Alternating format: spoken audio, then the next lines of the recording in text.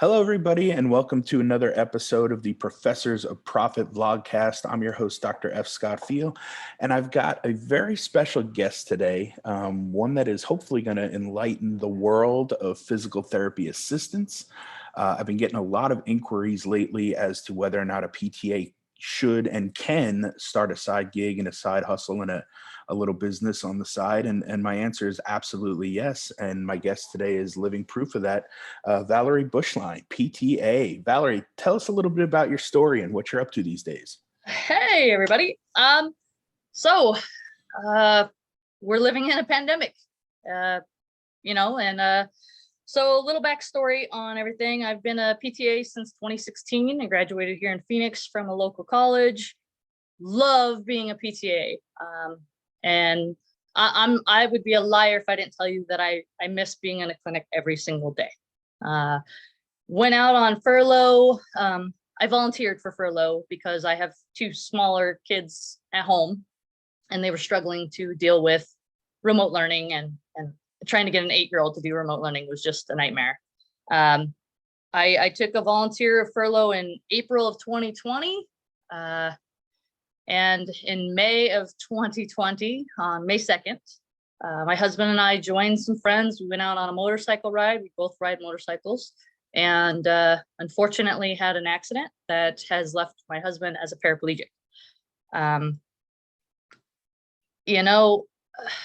It's a blessing and a curse at the same time to be a PTA and be thrown into that kind of a life. So much, but then so much. So, I primarily have always worked outpatient, physical therapy. My clients can all kind of come through the door and hop, skip, and leave, and so being put into a acute level of neuro and spinal cord injury was there's a little bit of a tornado action in home life. So, like I said, blessing and curse. Thankfully, I was home at the time, so I could dedicate all of my time in the beginning to just being there to, manage my kids and manage the hospital.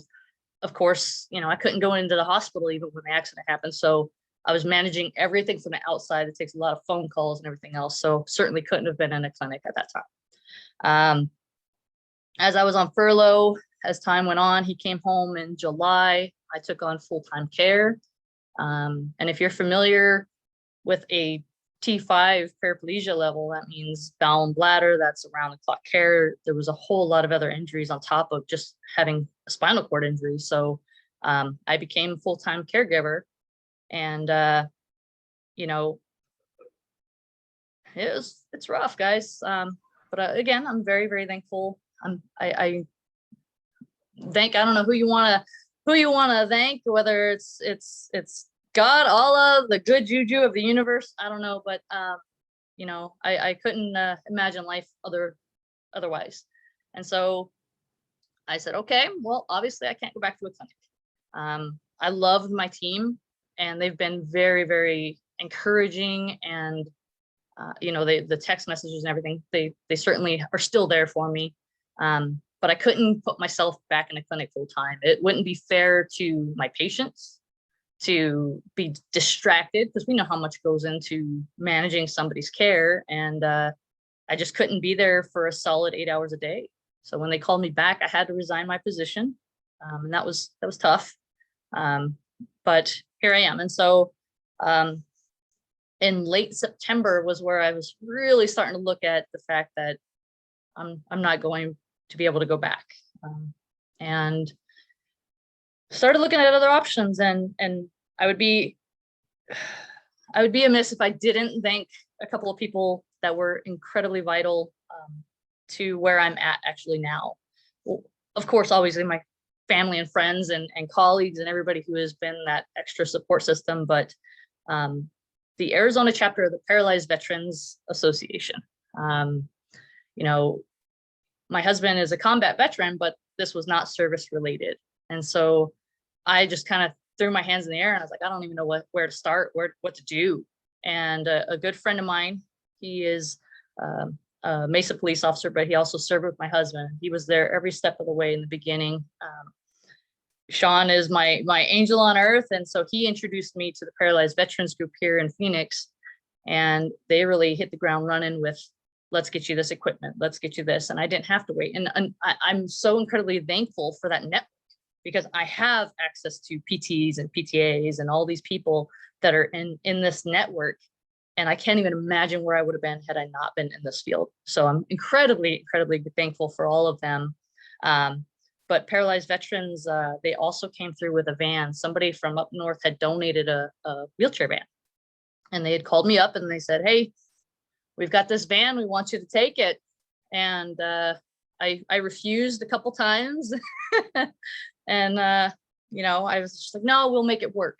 But they said, no, we want you to take this. This is meant for you. And so took home the van, and in the beginning, my husband wasn't going a whole lot of places. His care was still real acute. So we had a lot of home health coming in, a lot of virtual visits because of the pandemic. And so we really weren't using the van.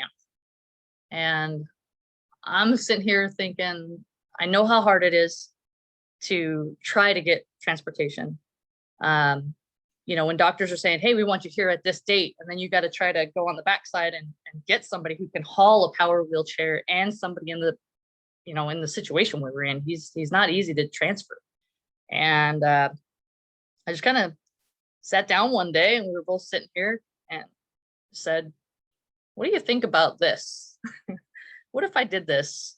And my husband is an amazing guy. Like, not only has he survived Iraq and then came home and survived this accident, there's not another person on that ride that would have survived this.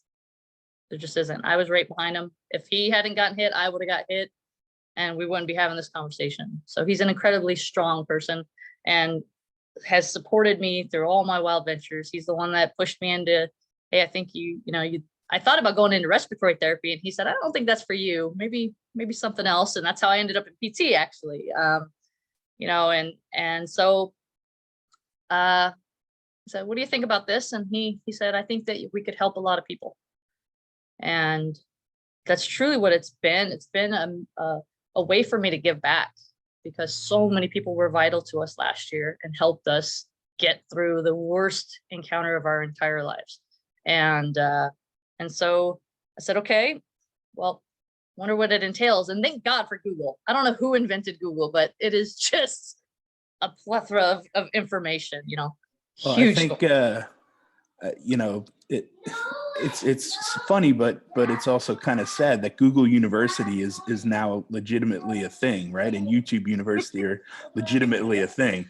Anything you need to know, it's on there. And that's why, that's part of this story that we'll continue on with here. But, if you dream it, you can find out how to do it. It's very simple. You just got to follow the steps. Absolutely. And so I did. It was literally typing in, how do I start my own business? Or what entails into a transportation? What goes into just being a service that picks up the elderly and takes them to appointments, or what is entailed in a non-emergency medical transportation, an NEMT, and what are the legal standpoints? Can anybody do this? And so, in the beginning, when I started making phone calls and messaging, the way to start this whole process, it was literally like, what do you got to be? What do you got to do? And they were like, nothing.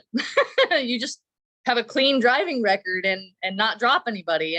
And I said, okay, all right. And so whenever I was setting up even the commercial insurance side of it, he said, well, what's your experience in this? And I said, well, I've been driving since I was 16. And, I've never caused any big accidents. And my husband's in a wheelchair, and we have a van. And he said, okay. And I said, and I'm a PTA. And he said, well, what does that mean? Because most people think I work for the school board, PTA, you say it that way. So it is very important when you're talking to people to put it out there that I'm a physical therapist assistant, because otherwise people don't know. And he said, oh, so you know how to handle people. I said, yep, I sure do. This is what I do day in, day out. And so even my insurance agent, that conversation got a little softer. And it was because, okay, you might not have the driving background, you might not have been doing this, but we know that you know how to load a wheelchair. We know that, you know what medical conditions are, and I don't haul oxygen. I don't do anything like super high level. I've taken, you know, anything from MS to CP to, kids that don't have any issues. That's a little bit of a trail here in a little bit, but, you know, a wide variety of people ride with me. Um, I've got a lot of return clients because they know that, one, I know what mom or dad's medical situation is, and that I understand. I understand that they can't just rush out the door and get into the van. I understand that they can't wheel themselves. I understand that even if they can walk, that 30 foot to the driveway is not for them, and so that was kind of the thing. So when I started looking into it, I looked into literally everything. And, an employer identification number, I never knew that that was free. That you can just send off and request and say, hey, I want to start my own business. That's free. Starting a business wasn't a huge amount of money. The biggest cost for me in the beginning was the insurance. And that's just because I not only have a commercial insurance policy, but I also have a general liability, so that if Aunt Susie does trip getting into my van, that my butt is covered and that she'll be taken care of. I would never want something to happen where, in like our case, the guy's insurance wasn't the greatest. And so we're never going to see what, you see in the movies where, oh, they're set for life. We're never going to see anything like that. And so honestly, this what started as a side hustle just to keep me mentally and physically moving and maybe make some money on the side with something we had, has really flourished. It's really turned into, like I said, a lot of return business clients that they know that they can call me. And if I don't have that time open, we will work something out to make sure that they get taken care of. And so the communication, I think as a clinician, we are meant to listen. We're not meant to talk all the time and say, oh, well, I know this and this and this. And if you do, please stop. Stop and listen, because we learn more from our patients, not by what they can do, but listening to what they want to do. And so, so I've kind of taken just that clinician standpoint, and I've molded into a driver, and I've kind of combined the two to be, what would I want somebody to do for my husband? Do I think that they would be capable? Do I know that they even understand his injury level? Do they understand that he can't be sitting in a hot van? Because we've encountered that on one encounter when he was in rehab still. They put him in a hot van with no AC. And at that time, his body couldn't even regulate his body temperature or blood pressure or anything at that time. And that was so incredibly dangerous that I filed a complaint. I filed a complaint with rehab, and I filed a complaint with the business, because that could have created so much more damage. And so I take all those things and I fold it up and I throw it at the wall and see what sticks. That's pretty much everything in a nutshell there. Well, I mean, again, you've got an amazing story, and it's just so powerful to hear all of that. And you hit on so many high points there. I want to just go back and talk about a couple of them here on the way. But one of them you said was your network. You couldn't believe how much help you got and how much support you got from your network. And, I tell people all the time, especially my students, that, your network is your net worth, right? It's a cliche phrase you hear in the business world, but it's true, because if you start networking as a student, by the time you're ready for graduation, you may have job opportunities thrown at you from people in your network. If you're lost and looking for a special niche or specialty, you may have somebody who knows somebody who does that, or somebody who might be in your network. If you're treating patients and you just don't know what's going on, you may be able to rely on somebody who's an expert in that area. And then when it comes to business, just learning little things along the way, and people helping you out and people getting you going. Like a lot of my mentors and people that I looked up to that were doing business type stuff, I was able to just go to them and ask questions and, take masterminds with them and learn more from them and stuff. And that accelerated my business knowledge infinitely. I mean, I went from knowing nothing to like being pretty savvy within a period of a year, Yeah. And so I think the thing to think about here, like you said, starting a side business or a side hustle isn't terribly expensive. I think once I filed for my articles of incorporation and all that, it maybe ran about $300 by the time I was Hmm. all said and Yep. done. And when I wrote my book on, like, how to basically pay off your student loans quicker by using side gigs and side hustles, that is one of the biggest hurdles, is that not knowing what you don't know when you first start off, and just kind of, you know, not even having the mental fortitude or the ability to vision yourself as a business owner, right? And it's Right. like, my side, I have three businesses now, and all three of which are a side gig and a side hustle, and they'll always be that way because my Hmm. wife's a type 1 diabetic, so we need medical benefits, and not just regular medical benefits. We need good medical benefits. Yep. So my 9 to 5 for the longest time has been trying to optimize those medical benefits, and luckily I'm in a situation now where I'm teaching full time and the benefits are great, so I'll just keep doing that.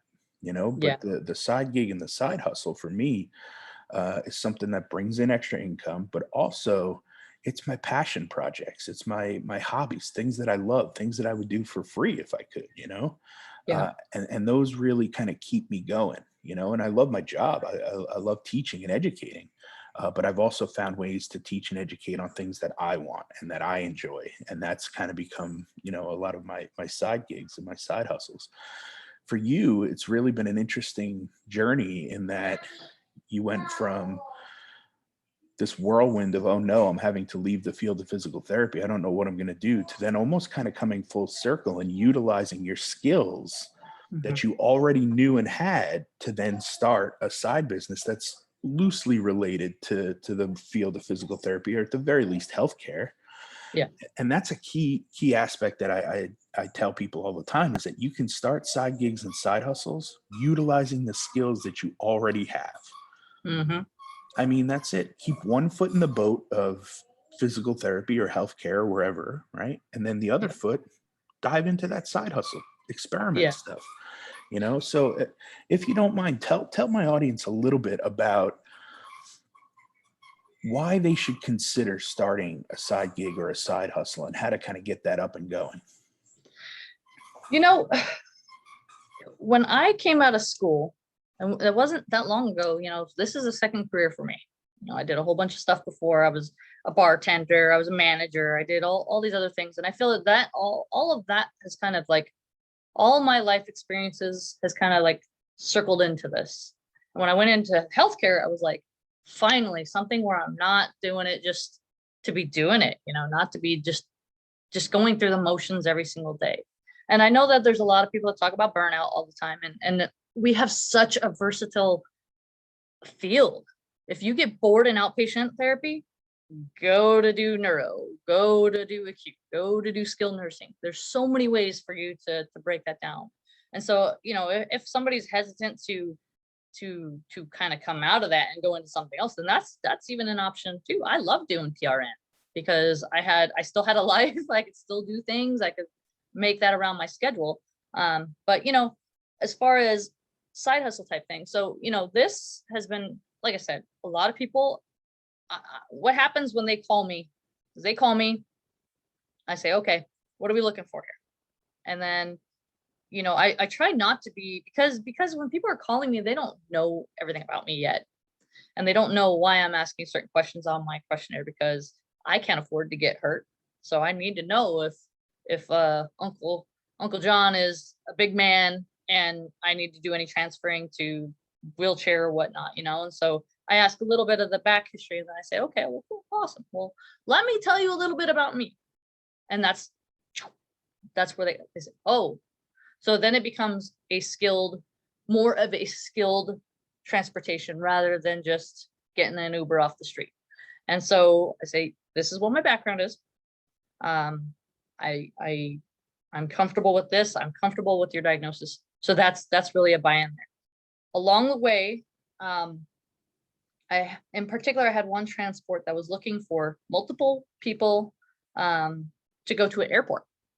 And there's a lot of licensing that goes into being able to go to the airport. You are not allowed as a business to just drop into the airport and drop people off. You have to have all the licensing and whatnot with them. You have to pass a background check that is more in depth than the one that we get to treat grandma.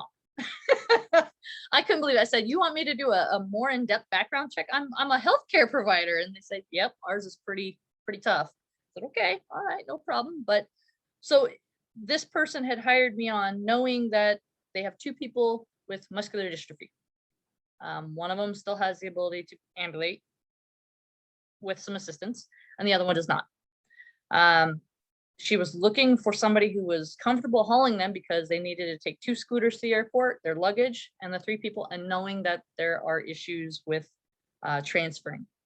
And so I said, okay, well, let me hear everything about you, and then let me tell you about me, and let's see how we can meet this in the middle. And I said, have you ever tried a slide board transfer? And she said, well, we try, but she refuses. I said, okay, well, I have a slide board. And if she's comfortable, then hey, we'll make that happen. If not, I know about 50,000 different ways to get somebody into a seat. If slide board's not gonna work, we can make it work. And so they actually drove out here, and they live about 50, 60 miles from me. And they came out because they wanted to make sure we were going to be a good fit. And our first meeting literally turned into slide board transfers and practicing in their van first. And they brought their slide board, and I said, look, I've dealt with people bigger than you, and I've never dropped one yet. So we ain't going to start now. And we did 30 minutes of slide board transfers back and forth so that she was comfortable with me being able to get her in and out of her scooter and into a seat. And I was just like, hey, you made the drive out here. Let's make sure that we're a good fit. And she ended up, she was like, well, let me pay you for your time. And I said, no, that's not what this is about. And she said, nope, absolutely not. Like, you've been working, like, let me pay you. And so she paid me.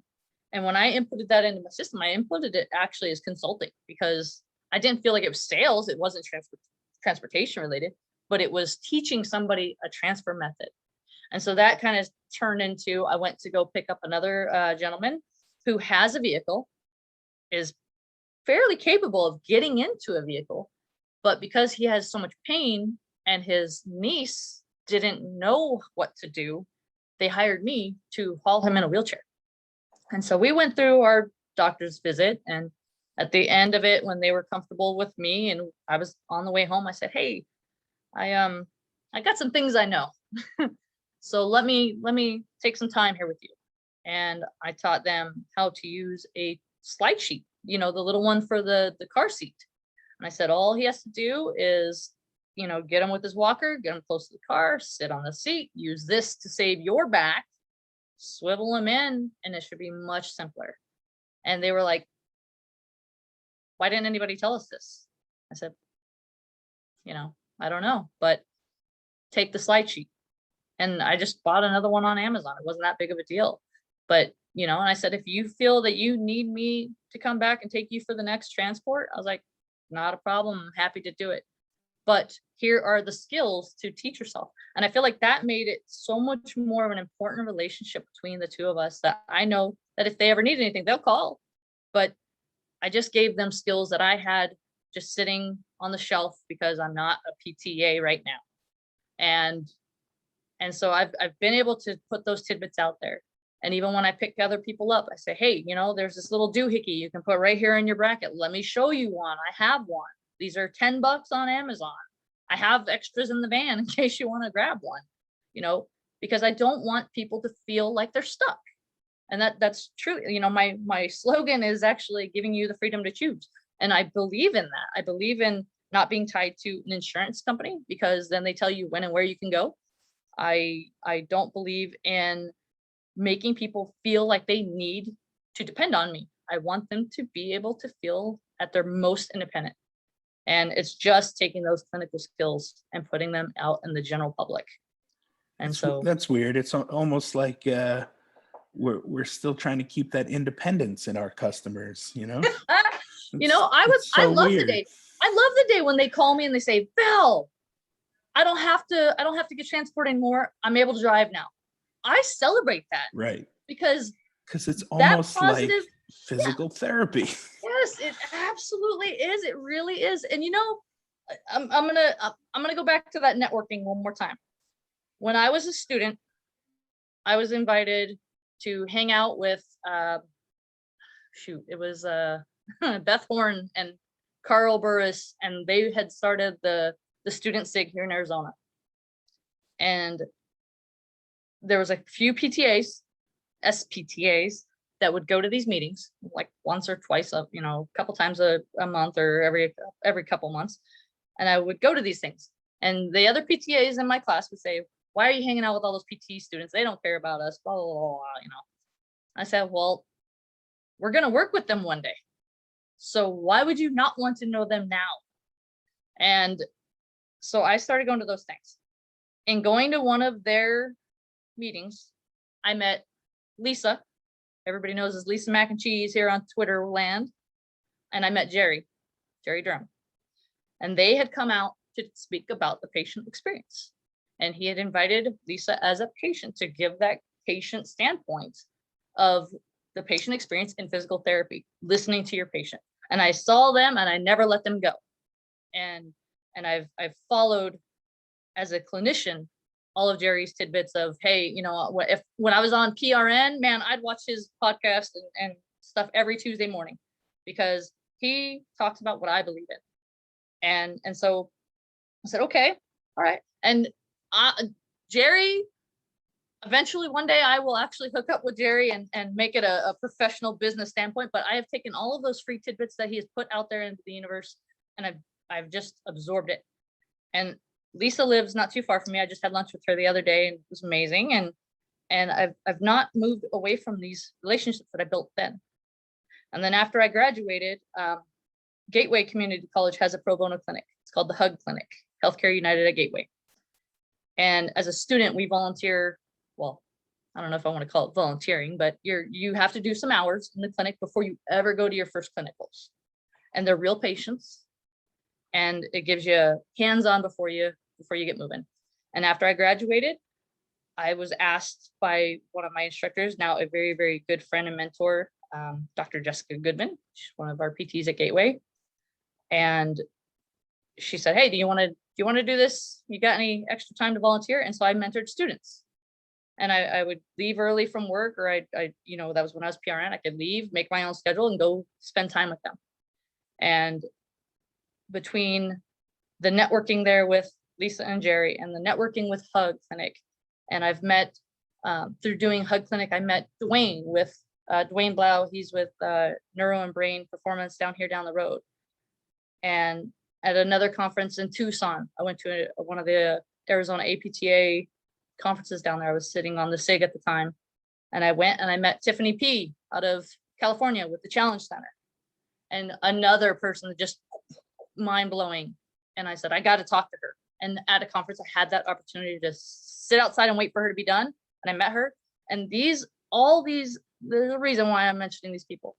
All of these people, and then the ones that I've known here locally, have all checked in this last year. Some of them have done video visits, and some of them have stopped into my house. And that is something I will never, probably till I'm long gone, be able to repay back those experiences. That these are people who I started out networking as a student, and I've built that into a profession. And these are the same people saying, go Val, let's get this done.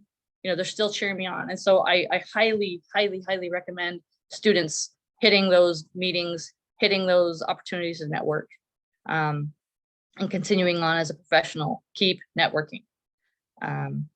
It's invaluable. Hi. We've got a guest, Hi. Special guest here dropping in today, my son. Nice to meet you. So another huge takeaway from that is your, I guess we can call it a viewpoint or just a vision of really education being a major component of your business, of your, of your life's journey. Mhm. You were involved obviously with the, the student special interest groups and the mentoring, and now you're doing a lot of the same stuff. Well, you did it obviously as a PTA as well, educating your patients day in and day out, and now carrying it over into the business and, just educating your clients now with everything that from a, physical therapy world standpoint, and how that's Yeah. been able to help them to hopefully, eventually even become independent in some ways. Yeah. But I think that's a very interesting combination, because a lot of what we do in the world of physical therapy is educate. Yeah. And I think that's kind of why I've enjoyed it so much, and eventually gone into academia, even though I wasn't sure that academia was for me. At the end of the day, I really do enjoy educating. And I think a Yeah. lot of us do as providers. And if we educate enough, and if we get to love it enough, then I think we get to that point where we can really do some good in the world and really help people. Yeah. Because I can treat patients one-on-one all day, but if I can educate a group, let's say of 10 patients or 20 patients, well, now my reach goes further and further and further. And so I think, I don't know what you've got lined up for the future here, but I think, there's definitely room for expansion in a lot of different avenues and efforts. So I think that's neat for what's on the horizon, maybe. But tell the audience a little bit about some of the tips and tricks and expert hacks you've learned along the way when starting a business and working, especially with a transportation type business. Yeah. So I call it my one woman show so far. It's, I don't know if you can see that behind me, but that's June. So my side hustle is no longer a side hustle. This is it's grown, and Yeah. I'm And to the and and point that's where, that's one of the things that I tell people. Like, if you can turn your side hustle and grow it into a full-time hustle, well then great, because you're doing what you love, and you have a passion for it, and by all means, like, go yeah, for it. There's nothing wrong with that. Working for yourself, 1,000 times better than working for the man, so to speak, yeah, but I, it also can stay as a side hustle. Like I said, mine will probably stay as a side hustle until I retire, and I'm okay with that. There's no right or wrong answer there. You just yeah. do it until get to a point where you're comfortable, and push it as far as you can. And and with doing the transportation thing, the thing that made it so exciting and inviting really was that it's my own schedule. So somebody calls me, yay or nay. Can I make it work with what my family has going on? I can still make my husband's appointments. I can still be here to take care of the caregiving things that I have to do. Um, I can make those parent teacher conferences. I can do all those things, even though they're virtual still, but um, I can still do those things. And so I guess tips and tricks. So I have learned so far that it is what you put into it. Um, so there in the beginning, I started the business in September of last year, but I didn't get really moving until December, because that's when I started getting the commercial insurance and everything lined up. I hit the ground running in December, and honestly, that client, I still have him on my caseload, and he is an 11-year-old with a single mom, and they needed help getting him to after school karate. And because I have my sons in karate and I'm close with the owner and the manager and everybody, they said, hey, this mom might be calling you because we threw you out there because, she needs help. And so my first client was actually just a 10-year-old boy. He's 11 now. I've watched him have a birthday since then. And I have him 2 times a week, sometimes 3 to 4 times a week if I'm doing extra things with him. He believes he's my most important VIP, which he's right. Uh, you know, I've taken him sometime right around March. That's when that other family called me and said, hey, what about the airport? And I scheduled that not knowing all of the tidbits. And then as it got closer, I was like, ooh, I better make sure that this is okay.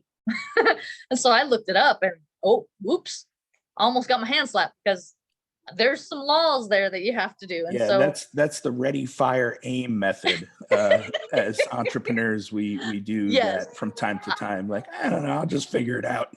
Yeah. And I was like, okay, well, I can do that. And I was like, all right. So that took a little bit. That was probably out of this entire process, that was the most difficult part, only because, and I've shared this with their office managers and all, is their website does not match in line with exactly what needs to be done and which order it needs to be done. So that was a Yeah, lot of scripts. shocker, right? Yeah. That Yeah, of course. happens. That happens quite often, unfortunately.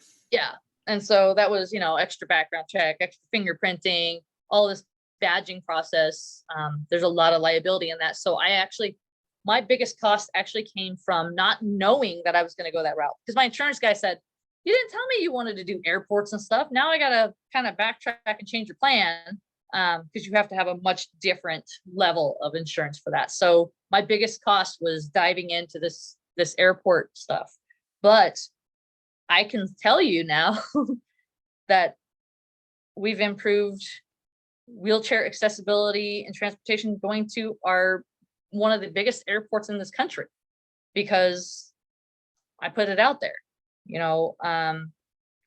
One client has told me that when they were looking at bringing somebody in to transport their son in his wheelchair, that it was almost like ambulance style. And they said only one person could go, and that's not going to work for picking up people at the airport. So I said, okay, I got this space, but let's make it work. So I'm happy to have changed and added that, and so that, I guess, is one of those tidbits, is that here's your original model, and then be fluid with it. Be able to roll with the punches. And if one door says no, then keep on going and keep knocking on those other few doors. Because not only am I doing transportation, I'm doing transportation for kids that do not have disabilities. I'm picking up people who are in wheelchairs. I'm picking up people who can walk to the van. I'm picking up people who need to go to Costco, to doctor's appointments, to the movies. I'm taking a client this weekend on her first date. And I'm excited.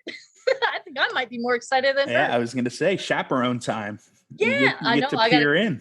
keep my eyes on her. And and I met her. She called me, and I could tell it was a young caller. I could tell, you can always tell when it's somebody who's inexperienced with hiring a business or whatever. She called me about 3 times before I finally said, all right, what are we doing here? She wanted to go to the movies because her friend was going to boot camp and they were graduating. I said, so you're telling me that you're graduating during a pandemic, and her dad had tears in his eyes when I picked her up. She's been in a wheelchair for a long time. So she had just turned 18, and she just graduated with like straight A's. She came out of this pandemic just rocking it. And they have a wheelchair van, but the ramp's broke and they don't have the funds to fix it. And so I picked her up. I took her and her friend to the movies, and then I said, this ride's on me. I'm proud of you. I'm so proud of you for being a straight A student in a pandemic and graduating despite all of the challenges that I know that all these kids have faced. And so she was like, really? And I was like, yep, this is your graduation gift. We're good. And so it was like, literally, like, I had tears in my eyes when she called me the other day and said, hey, I'm going on my first date. Would you be willing to take me? And how much would it be? And so I sent her quote, and I said, okay, here's your adult quote. You're graduated now. Here's the real world. And she said, okay, that's awesome. And that's one of the cool things too, of being an entrepreneur and being an owner. You can choose when to go pro bono and give somebody stuff. I've handed out copies of my books all the time just because somebody really needed it. And I was like, look, the money's not going to help me. You need this more than anything. Here's a free book. Here's a handout. Here's a free counseling session. Let me hook you up with a coaching session. Let's talk. Let's hop on the phone. You get to choose that, and that is one of the freedoms that's amazing. I think it just feels good to be able to help more people. And again, the more successful you become, the more people you can help out on the other end, because you're covering your costs and everything. So it's another driving factor. Yeah. And so and that's just the thing. I've watched Ryan Shelton. He's doing wonderful out there, and he keeps that little bit every month to be able to make sure he gives back to the community, provides that pro bono. And you got Doc J out there, Ashley Johnson. She just blows me away with how much growth she's got, because she's hitting the parts of the community that nobody else wanted to walk into. And that's pretty much, I've watched these people, and I don't I don't think they realize how influential they are in my little world, but I've watched them grow in the last couple of years. And it's, yeah, I'm not in PT anymore, but it's still taking that, watching these people growing their PT businesses and saying, okay, like, let me apply these same things to mine and see if that works. And you know, and I love that about being me, is that, you know, if somebody calls me and they're like, oh, I'm not going to get paid for 2 weeks or something like that, I can make that decision. That's on me. If I don't see that money, then it's all good. Like, I'm okay with it, because I've done what needed to be done. I've helped somebody where they weren't going to get any help. And I'd rather do that any day of the week than I'm not doing this to be a millionaire. I'm doing this to help people still. It's been great to watch people graduate from needing to be in a wheelchair to a walker to even needing a transport business. It's been awesome. I still get that clinical good vibe watching people grow and graduate and do all these things, you know. So it's just, like I said, it's just taking that clinical brain and applying it in something else. And so that's the one thing, is like, PTAs should not be afraid. And, you know, the only, I do see online a lot of people talking about, like, we never learned in school about business. And I wish that they did. You know, the only thing we were ever told was that a PTA can own a PT clinic, and you can manage that clinic, but you can't tell the PT what to do for their thing. And it's just the same as being a PTA. I can't tell you as a PT what to do and whatever. I hope to God that you and your PT have a great relationship to where you trust each other with each other's plan, and that builds that relationship is what makes a good PT PTA team. Communication and just going all in together. And so, you know, PTAs can own businesses, PTAs can do things like this, and just all you gotta do is, it doesn't matter what you're doing, just take that clinical brain and put it to use in something else, because it will be successful. I never would have thought. I've got appointments on the schedule in August, November, October, and why? Why? Because they know that I know what I'm doing in handling her mother who's in a wheelchair, that I'm not going to drop her. I'm not going to do anything. That I will be there when I say I'm going to be there, and that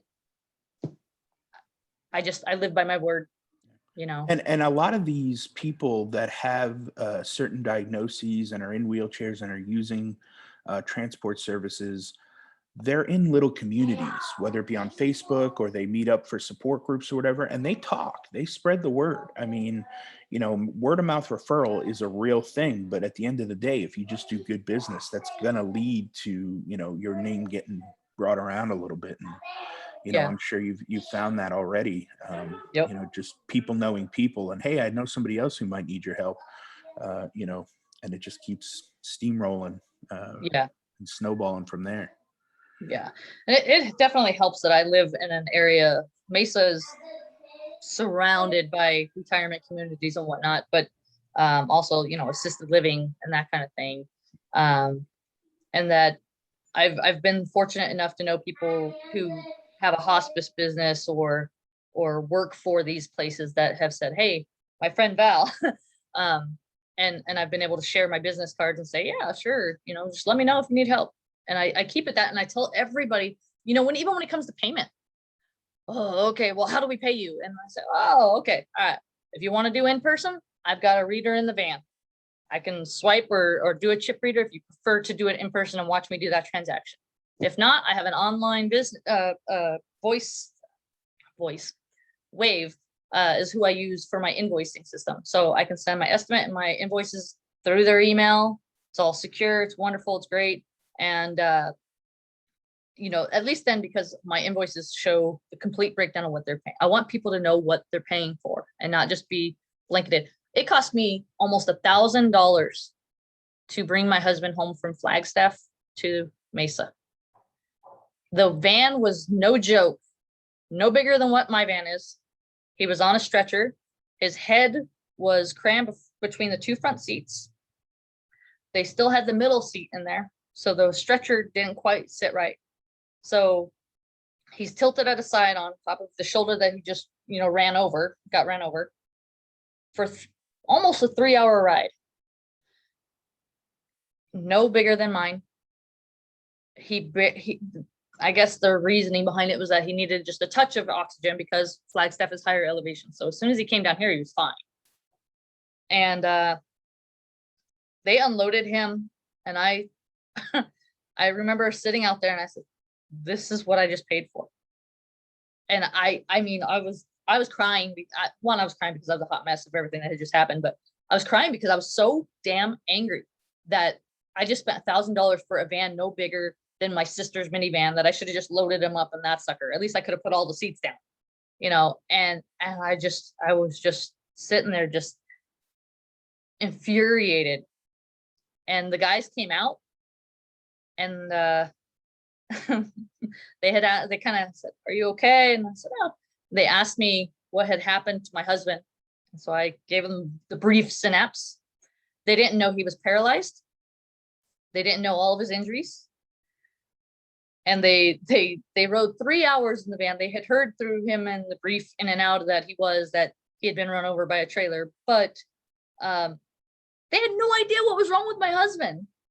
They picked him up and hauled him 3 hours without knowing what was wrong with him or how his injuries were. So how do you would think that would be some pertinent information, no matter what field of study you were in, or what your business was. I was so shocked. I was like, you guys didn't know he's paralyzed? Because they were kind of rough bringing him out. And I was just like, okay. Like I was like, and I just couldn't believe it. I came home and cried. I punched my floor because I was so mad that had just happened. And so that is why I ask so much whenever I'm bringing people on. It's not because I'm trying to be nosy. It's because I want to make sure that I take care of them the way that somebody did not take care of my own family.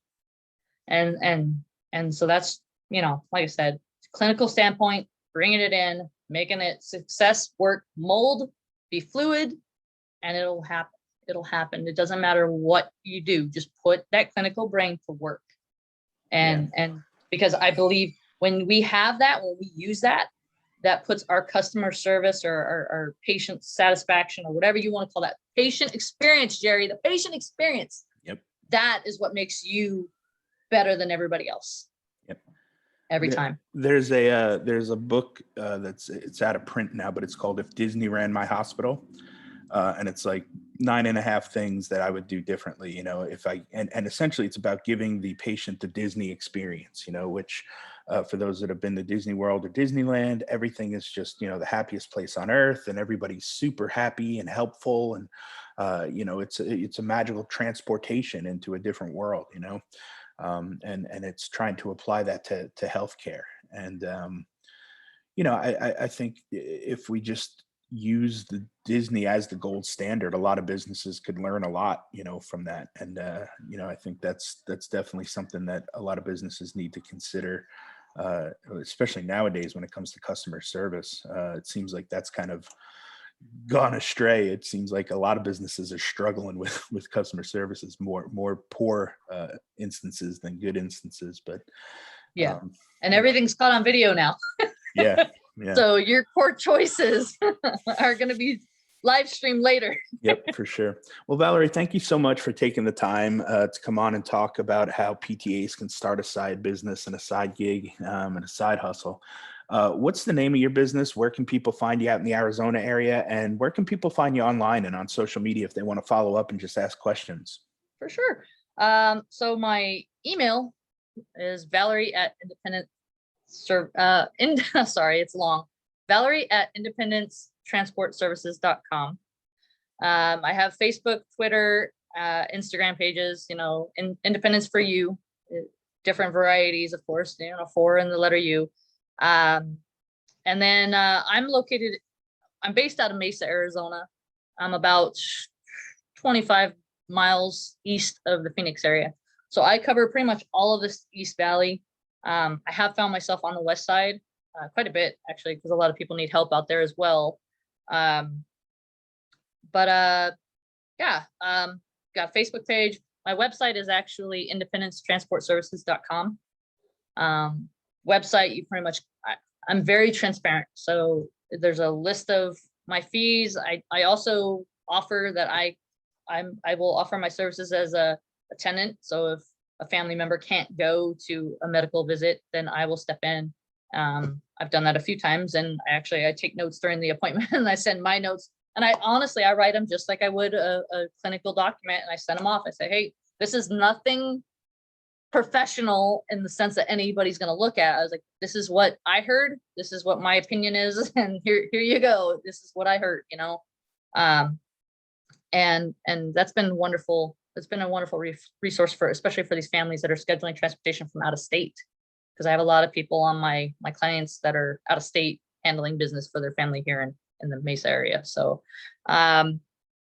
number is 480-433-0467. That's my business number. I never answer when I'm on transport. So if anybody calls and gets the voicemail, I'm in the middle of something, and for safety purposes, no way. But I just tell people, leave me a voicemail and I will definitely call you back and get you an estimate and take care of you. So yeah, that's pretty much it. Well, like I said, I can't thank you enough for coming on and just kind of educating the healthcare world, especially the PTA world, who keeps continually asking me if they can start a side gig or a side hustle. Like I said, I'm glad to see that you're living proof. So thank you for that. Absolutely. Never. I mean, it's scary. It was scary. Don't get me wrong, especially in a pandemic, but it'll go as far as you take it. And absolutely, PTAs, we have a plethora of knowledge. Just because we don't write an eval and write the discharges does not mean that we were not taught how to do those. We were taught how to do your evals so that we understood what a PT goes through. Yeah. So just take all that information and turn it into something that'll make you a success. Well, and again, at the end of the day, you're solving a problem for the community. You're filling a void. There's a need there. And if you can be the best option to solve that need, well, then people are going to hire you. That's just, yeah, the end of the day, that's what it comes down to. Well, thanks again, Valerie. I appreciate your time, and look forward to hearing how you grow over the next couple of years. I appreciate it. Thanks for having me. Like I said, it's an honor. I've seen you out there lots, and yeah, the social media world is a small one, yet it can be big at times too. So yeah, so take advantage of those relationships on social media for sure, because we can learn so much from others. Exactly. Well, thanks again. All right, you take care.